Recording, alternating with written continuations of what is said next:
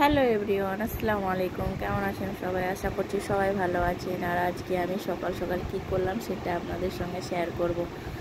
আজকে সকালে আমি উঠে 6টার দিকে উঠে আমি ওয়ার্কআউট করলাম। ফার্স্ট আমি ওয়ার্কআউট করলাম। ওয়ার্কআউট করার পর তারপরে রান্নাঘরের দিকে চলে গেলাম। রান্নাঘরে গিয়ে আমি ওই কী বলে এটাকে কালাই সিদ্ধ করে নিলাম। সেটা আপনারা কী কালাই বলেন? আমরা বলি বরবটি কালাই। কী কালাই বলেন আপনারা জানাবেন। আমরা বরবটি কালাই বলি। সেটাকে সিদ্ধ করে নিলাম। সিদ্ধ করে এবার আমি তেলে বেড়ে নিচ্ছি।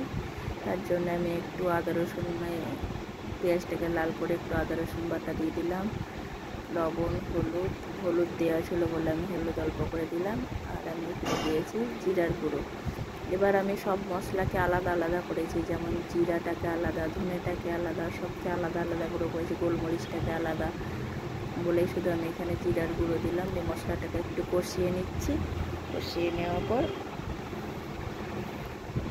দিয়ে দিলাম। সকালে তো শেক খেয়েছিলাম, আর এটা একটু সেদ্ধ রেখে দিয়েছি। এটাই আমি খাবো, আর শসা খাবো। এটাই আমার 10টার খাবার। আর এটা আমার বরের জন্য আর মেয়ের জন্য করলাম বলে একটু করেছি। আর কেমন হয়েছে, আর আপনারা আজকে কী খেলেন 10টার খাবার আমাকে কমেন্টে জানাবেন। আমাদের তো এইটাই, এই দেখেন শসা, মুড়ি, লঙ্কা আর বরবটি কালাই। আমার বরের এটা, বর লঙ্কা খাই। ভালো লাগলে লাইক, কমেন্ট, শেয়ার করে দিবেন। বাই বাই, আবার পরে দেখা হবে।